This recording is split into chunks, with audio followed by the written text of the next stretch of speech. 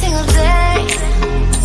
I'm gonna make. مساء الخير عليكم على كل اللي بيتابعوا سوق المعسل العالمي. ايه الجروب البديل على الفيسبوك؟ قبل ما ابدا حلقه النهارده يا ريت كل اللي بيتابعني يعمل انضمام لجروب سوق المعسل العالمي ايه الجروب البديل على الفيسبوك، وما ننساش نعمل اشتراك في القناه واللي شيشه فليفرز، ونعمل لايك ونعمل شير للفيديو مع كل الناس اللي بتحب الشيشه والمعسل. معاكم احمد مدحت، خبير في تذوق المعسل وليس في صناعه المعسل.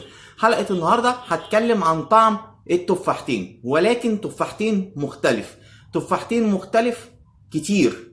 تمام، قلت اتكلم عنه، لقيته في السوق يمكن مش متابع قوي المنتجات المستورده على قد ما انا مهتم اكتر بالمنتجات المصريه اللي هي صنع في مصر، لان من المعروف ان اصل المعسل مصري. هتكلم النهارده عن مزايا معسل تفاح مثلج من انتاج مزايا.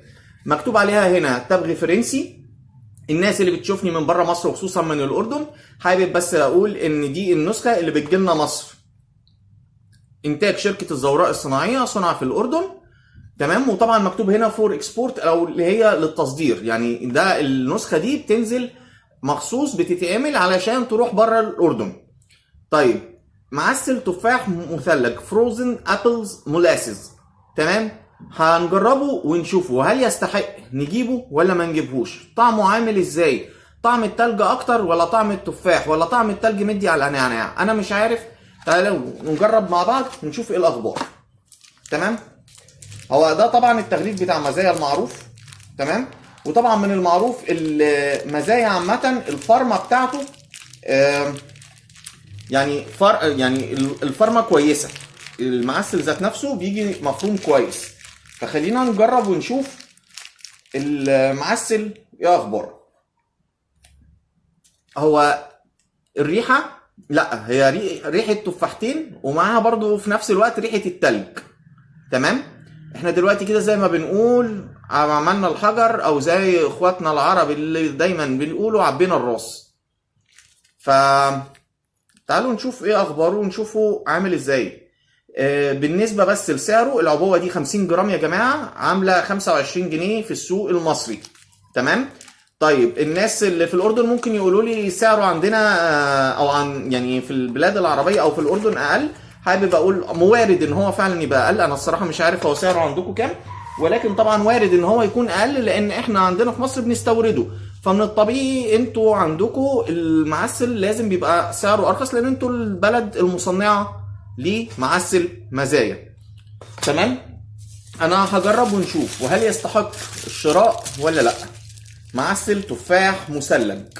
تمام، اللي لاحظته على العلبه اللي هم راسمين تفاحه خضراء، تفاحه حمراء، والتلج. تمام، فانا هجرب ونشوف. هو بالنسبه للريحه، طبعا الريحه قويه بتاعت مزايا عامه، ده في كل الاطعمه معروف ان مزايا ريحته قويه. تمام، طيب بالنسبه للطعم بقى هنشوفه عامل ازاي، ومستني برضو اشوف هل الحجر ذات نفسه او الطعم بتاعه مدي زي التفاحتين العادي ولا لا. دي حاجه برضو خلينا نشوفها مع بعض ونجربها.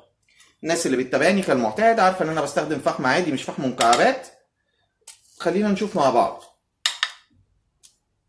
من المعروف طبعا ان مزايا معسل جوسي، يعني معسل فيه عسل كتير او جليسرين كتير، مش معسل جاف. خلونا نشوف طعم ايه اخباره ونشوف المعسل ذات نفسه حلو ولا مش حلو.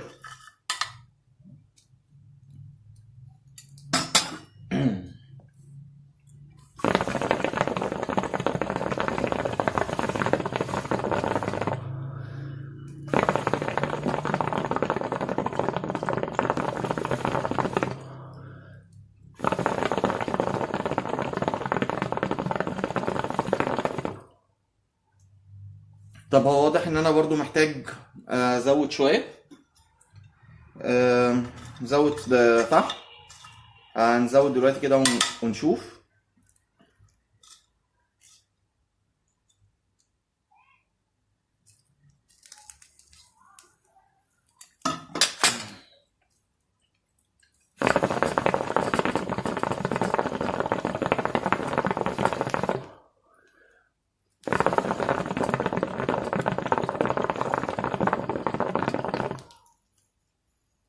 فطعمه حلو.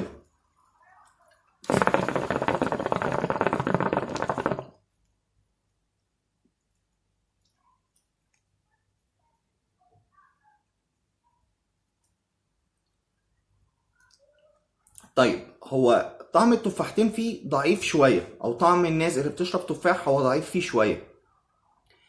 الطعم اللي مغطي على طعم التفاح فيه التلج، ويمكن انا مش حاسس ان هو تلج قوي على قد ما حاسس ان هو المعسل تفاح مثلج مزايا.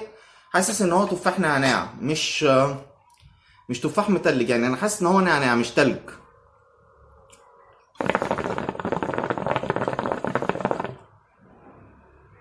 الدخانه بتاعته حلوه.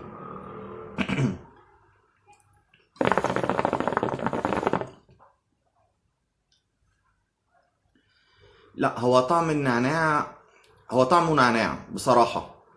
يعني انا كنت متخيل ان انا هلاقي احساس سلوجة فقط، لا انا حاسس بطعم السكر بتاع النعناع، وطعم التفاح فيه اضعف. يعني حاسس ان هو 70% نعناع و30% تفاح، ويمكن طعم التفاح فيه ضعيف. ده كان الريفيو بتاعي النهاردة عن معسل مزايا تفاح مثلج. كنت متخيل ان انا هلاقيه افضل من كده. مزايا عندهم حاجات كتير حلوه، بس انا ده بالذات كنت متخيل ان انا هلاقيه افضل من كده، ويمكن ده النوع الوحيد اللي في السوق اللي لقيته تفاح مثلج في السوق المصري. ده كان الريفيو بتاع النهارده. يا ريت كل اللي بيتابعوني يعملوا انضمام لسوق المعسل العالمي الجروب البديل على الفيسبوك، وما ننساش نعمل اشتراك في القناه واللي تشيشا فليفرز. اشوفكم في فيديو جاي، مع السلامه.